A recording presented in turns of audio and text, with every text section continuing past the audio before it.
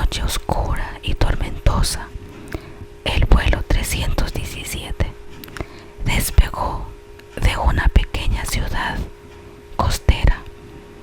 Al borde iban 87 pasajeros, familiares, ejecutivos y viajeros solitarios. Todos tenían sus historias, sus sueños, anhelos y destinos diferentes. Pero esa noche el cielo no los uniría en un algo que nunca olvidarían. El piloto, el capitán, llevaba más de 20 años volando y conocía los cielos como la palma de su mano. Sin embargo, esa tormenta era muy diferente a todos los que él había pasado. Las nubes parecían como muros de acero y los relámpagos iluminaban el avión con un brillo inquietante y de miedo.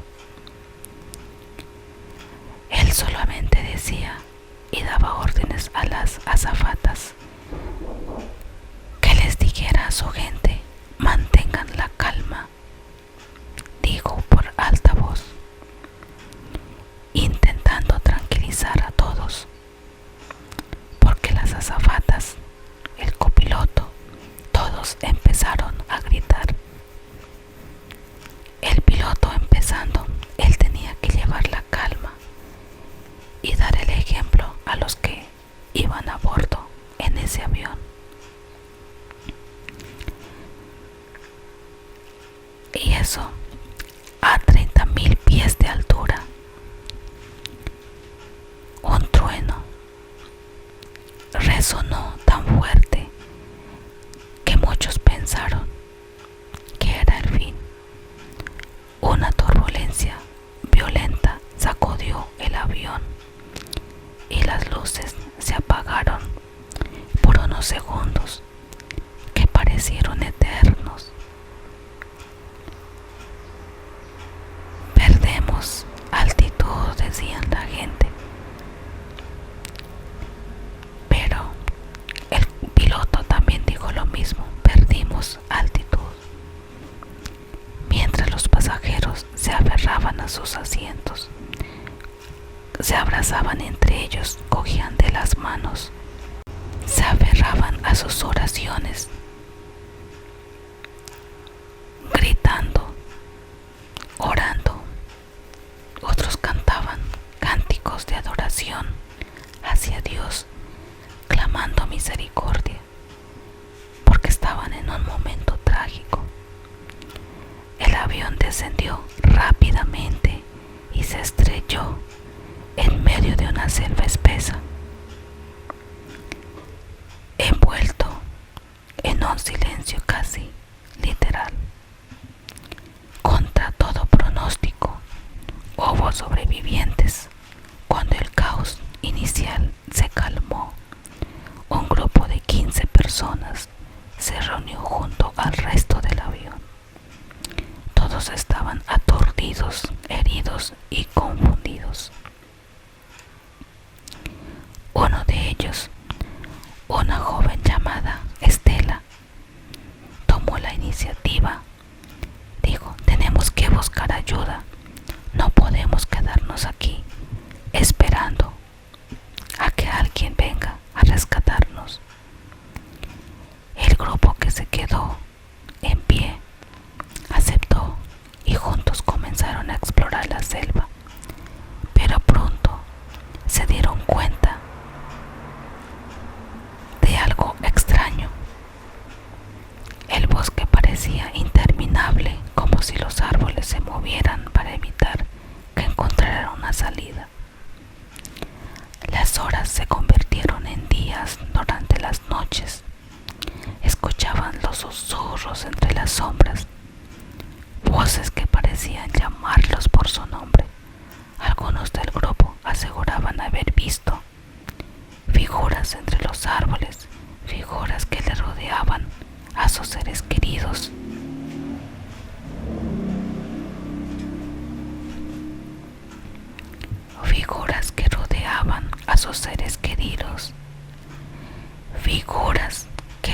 hablaban a través de los fallecidos de sus seres queridos. Una anciana del grupo, doña Alicia, comenzó a hablar de una antigua leyenda que había escuchado de una niña. Dicen que esta selva no es normal. Todos quedaron preocupados. ¿Qué era lo que doña Elvia, que había otra vecina ahí, le preguntaba también? Ella empezó a hablar diciendo: en un puente entre el mundo de los vivos y los muertos,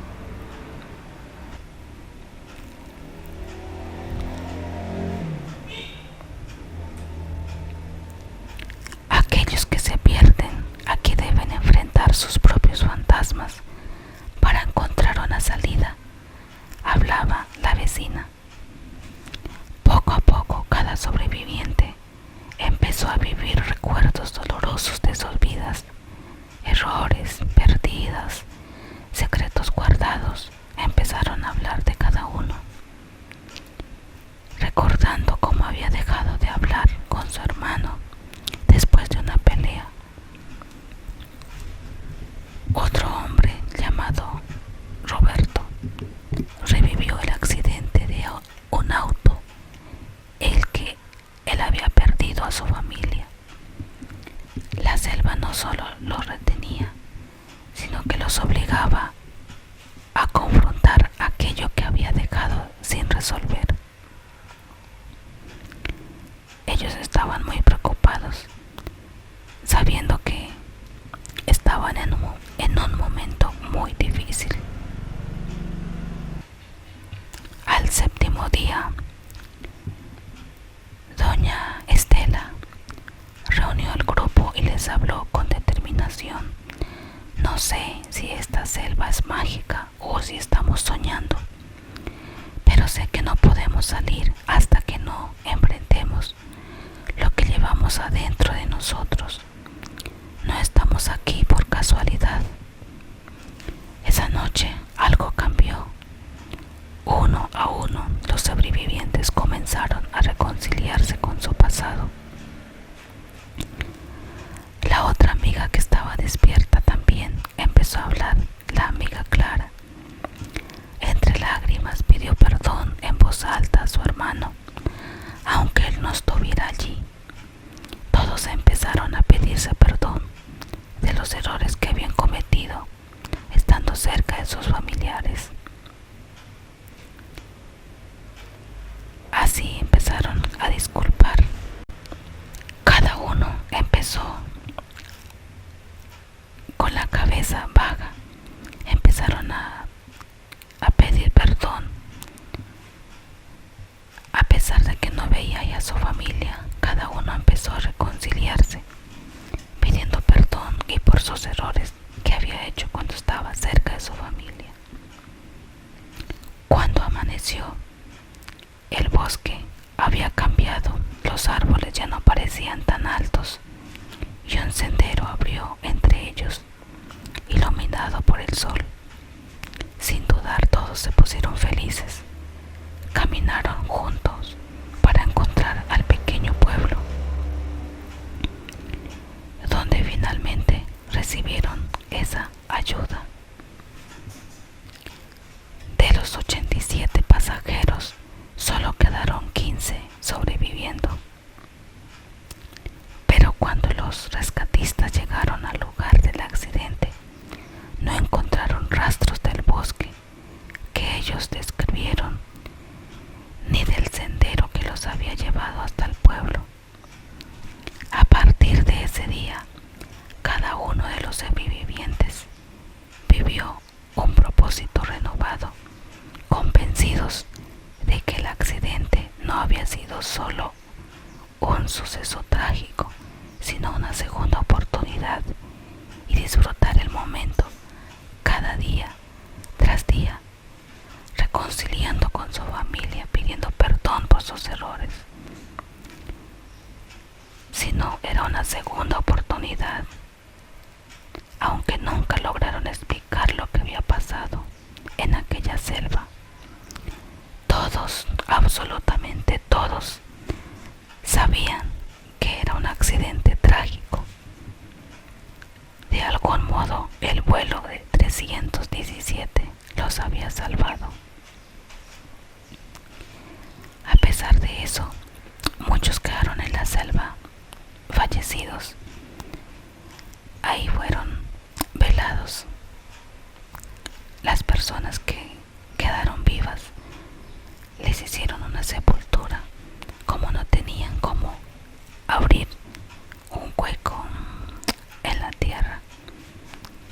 Ellos solamente pusieron puras ramas secas entre los fallecidos y ahí quedaron en la selva.